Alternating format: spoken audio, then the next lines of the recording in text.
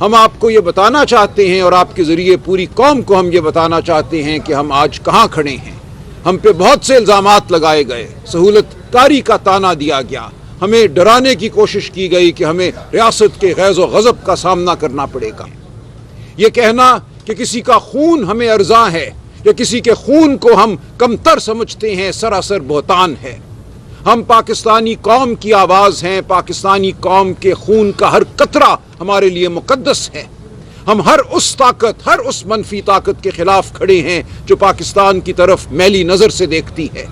ہرگز یہ کہنا کہ ہم کوئی نرم رویہ رکھتے ہیں یا نرم گوشہ رکھتے ہیں کسی دہشت گرد کے لیے ایک غلط بیانی ہے، ایک بہتان ہے۔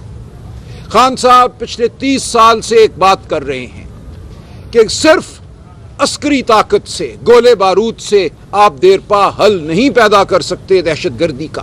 اس دہشت گردی کی جو اس وقت ہم پاکستان میں دیکھ رہے ہیں اور خاص طور سے صوبہ خیبر پختونخوا اور بلوچستان میں دیکھ رہے ہیں، اس کی جڑیں بہت گہری ہیں۔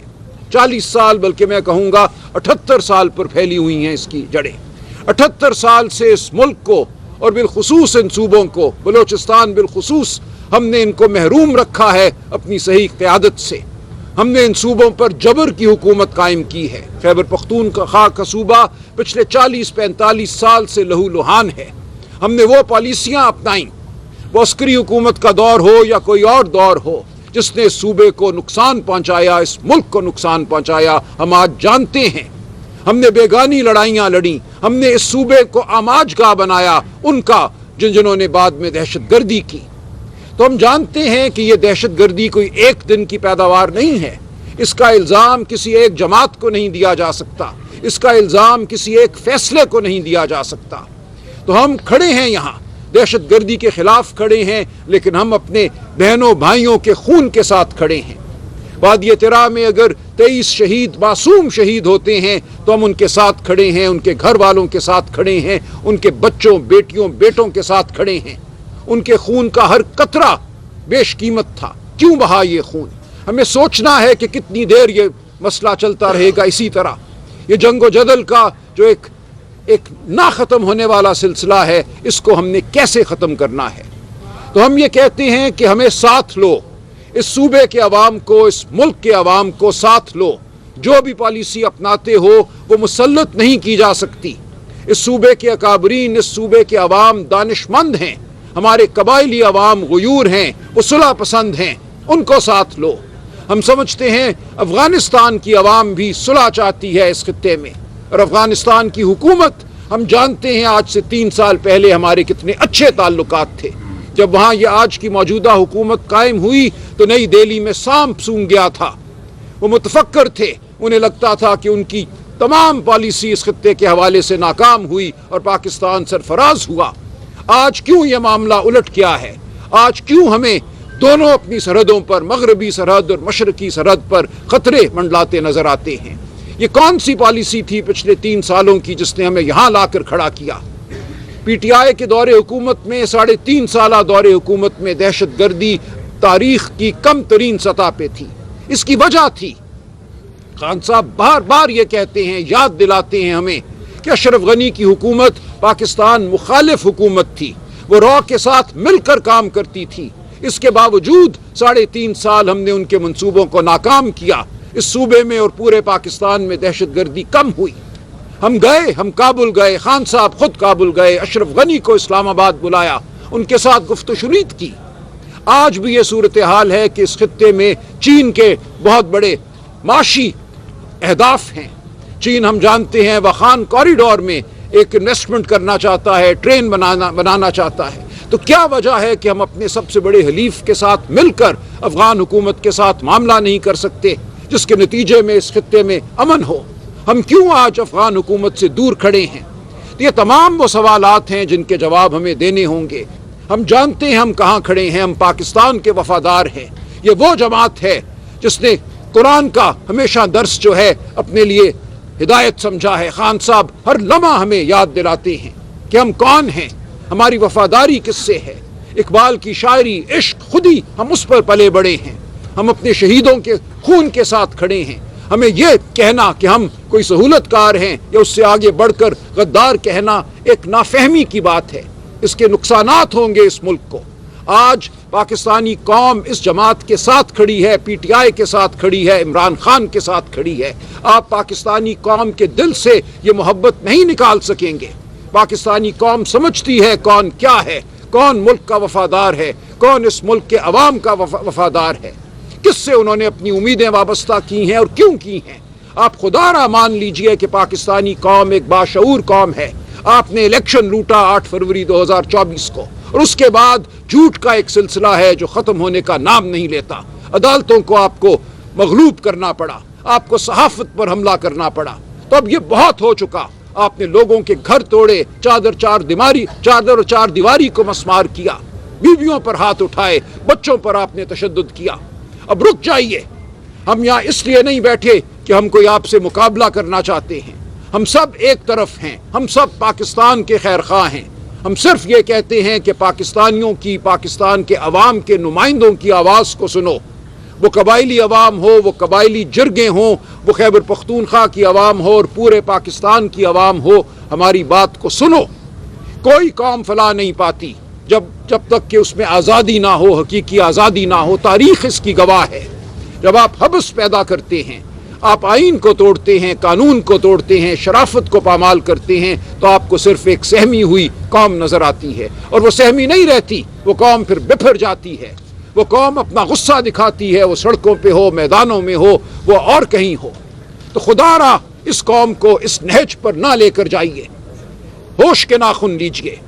وہ جو پاکستان کے وفادار ہیں, جو آپ کے سامنے بیٹھے ہیں, جو اس صوبے کے عوام کے نمائندے ہیں, جو اس ملک کے نمائندے ہیں, ان کو مت دھتکاریے. NFC ایوارڈ کی رقم ہمیں نہیں ملی. انضمام ہوا قبائلی علاقوں کا, فاٹا کا اس صوبے میں. اس کے بعد جو ہونا چاہیے تھا وہ نہیں ہوا. اس صوبے میں محرومیاں ہیں.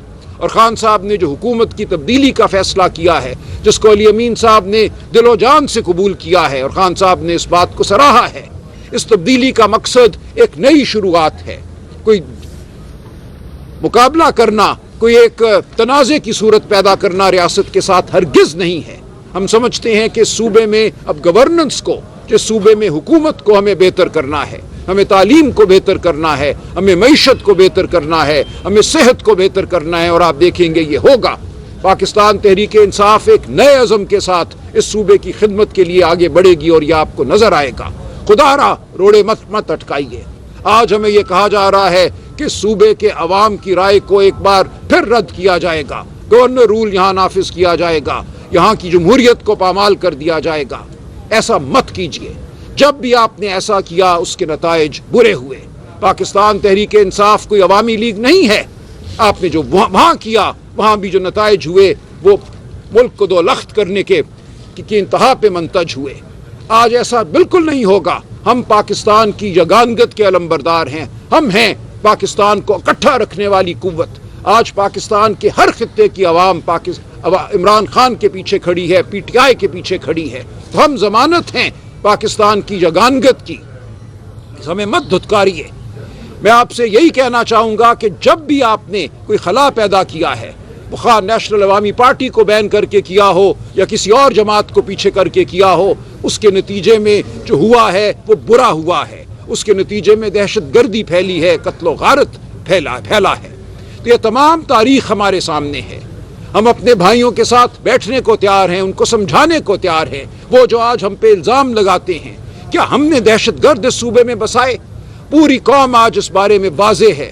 آپ سن لیجئے جنرل طارق خان کا انٹرویو. یہ کہا جاتا ہے کہ 2021 میں عمران خان نے دہشت گرد بسائے. یہ جھوٹ ہے. ایک منصوبہ پیش کیا عسکری قیادت نے, جس کو ہماری جماعت نے رد کیا, اور یہ بالکل منصوبہ کسی دہشت گرد کو سہولت دینے کا ہرگز نہیں تھا.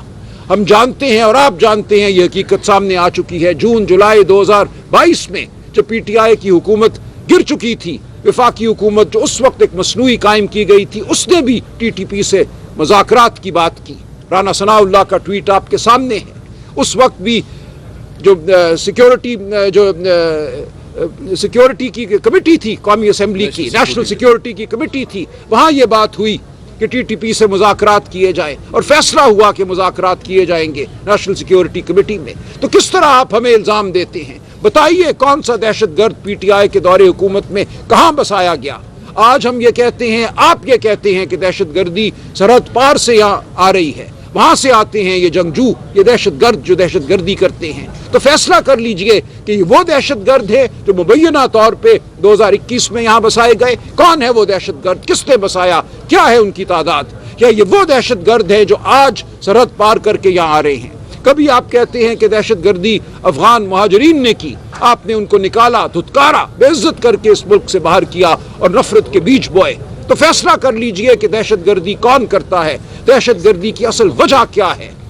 آپ ہمارے بھائی ہیں، اگرچہ آپ ہم پہ آج الزام لگا رہے ہیں، بہتان ہماری طرف آپ کی طرف سے آتا ہے، لیکن اس کے باوجود ہم سچ کے ساتھ کھڑے رہیں گے، ہم سچ کو بیان کرتے رہیں گے۔ ہم پاکستان کے وفادار ہیں، پاکستانی ریاست کے وفادار ہیں، پاکستان کی فوج ہماری فوج ہے، پاکستان کا ہر ادارہ ہمارا ادارہ ہے، یہ ریاست ہماری ریاست ہے، ہم اس کے خلاف نہیں کھڑے، ہم اس کے معاون ہیں، ہم ریاست کے معاون ہیں، ہم قانون اور آئین کے معاون ہیں، ہم پاکستان کی عوام کے معاون ہیں۔ تو خدا را ہوش کے ناخن لیجئے، کون سا دہشت گرد ہے ہماری تحویل میں جس کو کہا گیا کہ ہم پیش کر دیں، حوالے کر دیں؟ کون سی سہولت کاری ہم نے کی ہے؟ ہم یہ کہتے ہیں کہ جو کرنا ہے عوام کی تائید سے کرو، عوام کے مشورے سے کرو، عوام کے نمائندوں کے مشورے سے کرو، اور جب آپ 23 لوگوں کو بے گناہ شہید کرتے ہیں تو آپ دہشت گردی میں اضافہ کرتے ہیں۔ ہر دفعہ جب ایک بڑا آپریشن، اندھا آپریشن ہوتا ہے، اس کے نتیجے میں جب معصوم شہید ہوتے ہیں تو دہشت گردی بڑھتی ہے، غصہ بڑھتا ہے۔ یہ صرف ہم کہہ رہے ہیں، کوئی آپ کو نہیں یہ کہہ رہا کہ اگر مجھ پہ کوئی بندوق تانے کھڑا ہے تو آپ اس کو پھول کے ہار پیش کریں، کبھی ہم نے یہ نہیں کہا۔ ہم نے یہ کہا ہے کہ ایک جامع حکمت عملی بنائیں، ایک سیاسی حکمت عملی بنائیں، وہ برطانیہ ہو جہاں 70 سال آئرش ریپبلکن آرمی کے ساتھ جنگ لڑی اس ریاست نے، اور پھر بیٹھ کے بات کی، بات کرنے کے بعد معافی دی، لوگوں سے ایک صلح کا سمجھوتا کیا۔ کوئی دنیا کا خطہ ایسا نہیں ہے جہاں بات افہام و تفہیم کے بغیر طے ہوئی ہو۔ ایک وقت ہوتا ہے جنگ کا اور ایک وقت ہوتا ہے گفتگو کا۔ تو ہم نہیں آپ کو کہہ رہے کہ جہاں آپ پہ بندوق تنی ہے آپ اس کا جواب نہ دیں، ہم یہ کہتے ہیں کہ ملٹری آپریشن جس سے معصوم شہید ہوتے ہیں وہ ہمیں قبول نہیں ہے۔ آپ لے کر چلیں اس صوبے کے عوام کو ساتھ، اور ہم آپ کے سامنے کھڑے ہیں، ہم عوام کی عدالت میں کھڑے ہیں، ہم کھڑے رہیں گے، ہم بھاگ نہیں رہے، ہم ہر جبر سہنے کو تیار ہیں، ہم نے جبر سہا ہے کیونکہ حق ہمارے ساتھ ہے، سچ ہمارے ساتھ ہے، ہم آئین اور قانون کے لیے کھڑے ہیں، شرافت کے لیے کھڑے ہیں، صلح اور امن کے لیے کھڑے ہیں، ہم اس صوبے کو، اس ملک کو امن کا گہوارہ دیکھنا چاہتے ہیں، ہم ہر دہشت گرد کو اس دھرتی سے دور کرنا چاہتے ہیں، دہشت گردی کو اس دھرتی سے دور کرنا چاہتے ہیں۔ ہمیں سہولت کار کہنا ایک الزام ہے، ایک بہتان ہے جس کی کوئی بنیاد نہیں ہے۔